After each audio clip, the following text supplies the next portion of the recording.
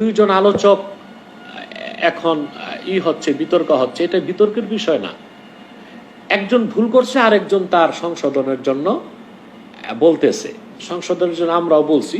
তবে এগুলো মামলা টামলায় না যে প্রকাশ্যে বাহাসে বা সংলাপে চ্যালেঞ্জ করে বুঝায় দেওয়া উচিত।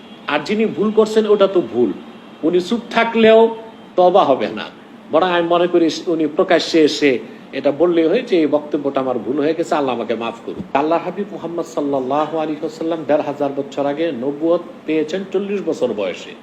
এর আগে তিনি নবী ছিলেন কিনা দেখেন। এই বিষয়টা আমরা জাতিকে বহু বছর আগ থেকে স্পষ্ট করে এসেছি।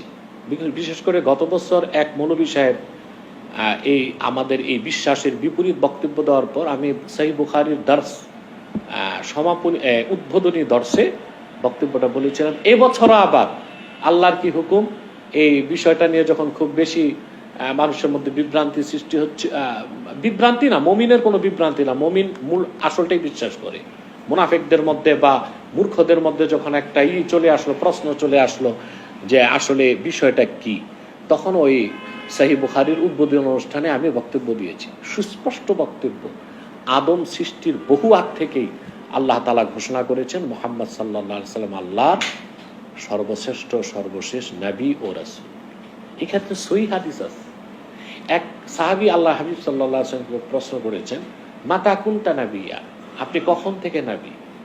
তা আল্লাহর হাবিব বলেছেন, কুনতু নাবিয়্যা ওয়া আদামু বাইনার রূহি ওয়াল জাসাদ, আমি তখন থেকে নবী আদমের যখন কোনো এক্সিস্টেন্স অস্তিত্বই রূপ লাভ করে নাই, আদম নামে কোনো অস্তিত্বে আসে নাই।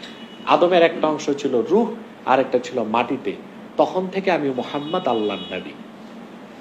এই হাদিসটা তিরমিজিতে আছে। আরেকটা হাদিসে এসেছে, আরেকটা হাদিস যেটা বুখারী সহ ১০ জন মুহাদ্দিস রাওয়ায়াত করেছেন এরবাজ বিন সারিয়া থেকে।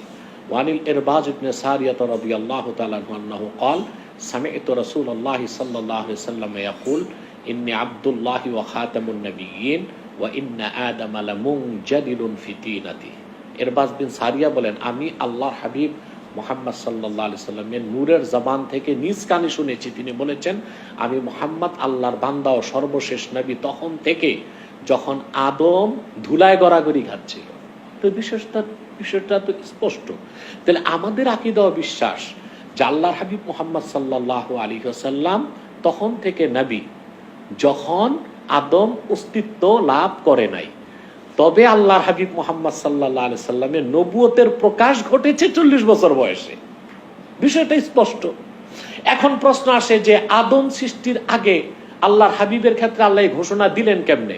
এখানে এসেই একটা সত্য, মহাসত্য কথা মেনে নিতে হয়।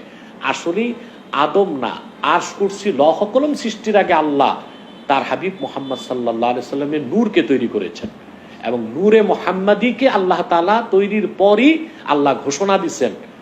তখনও আরশ কুরসি লৌহ কলম হয় নাই। সবকিছুর আগে আল্লাহ তার আখির নবী, তার দোস্ত মুহাম্মদ সাল্লাল্লাহু আলাইহি সাল্লামের নূরকে সৃষ্টি করেছেন, যেটাকে বলা হয় নূরে মুহাম্মাদি। এই ব্যাপারে কিছু মওযু হাদিস আছে, ওইটা আমরা না মানলাম। জয়ীফ হাদিসগুলোকে সহিহ শাহেদ হিসেবে নেওয়া যায়, এই ব্যাপারে তো সহিহ হাদিসও আছে। তাহলে বোঝা যায় আদম সৃষ্টির আগে ঘোষণাটা কেমনে সম্ভব হইল?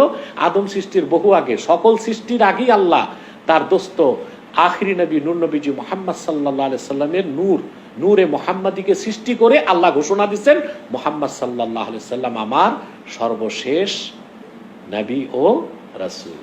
আগমনের দিক দিয়া প্রথম নবী আদম, আগমনের দিক দিয়ে, আর আগমনের দিক দিয়ে সর্বশেষ নবী হিসেবে, সর্বশ্রেষ্ঠ সর্বশেষ নবী ও রাসূল হিসেবে মুহাম্মদ সাল্লাল্লাহু আলাইহি সাল্লাম এসেছেন ১৫০০ বছর আগে, যার মাধ্যমে আল্লাহ তাআলা নবুয়তের রাসালাতের দরজা চিরতরে বন্ধ করে দিয়েছেন, দ্বীন ইসলামকে পরিপূর্ণ করে দিয়েছেন।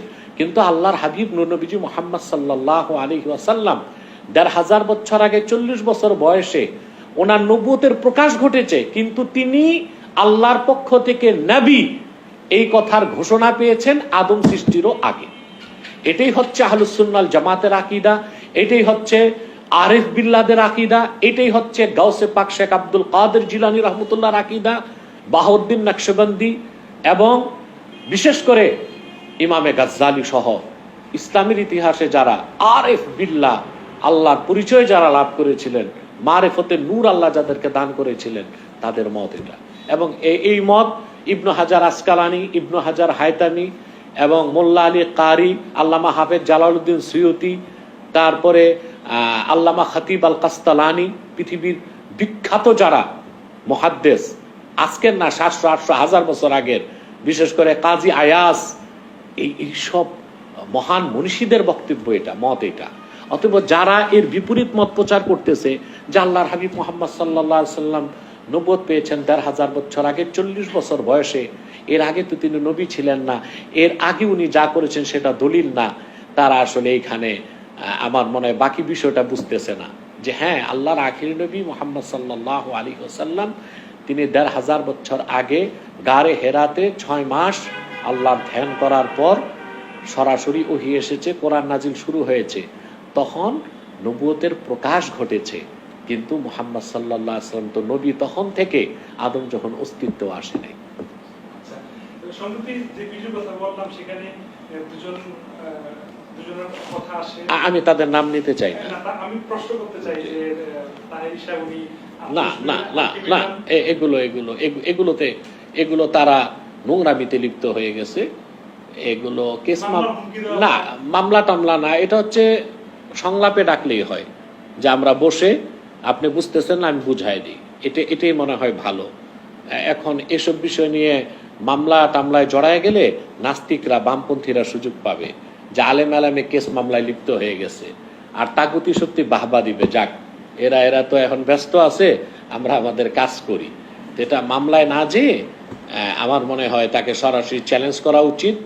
আর যিনি ভুল বক্তব্য দিয়েছেন তার উচিত, ভুল হয়ে গেছে, তওবা করে প্রকাশ্যে ক্ষমা চেয়ে নিলেই হয়, তাহলে বিষয়টা দ্রুতই সমাধান হয়ে যায়।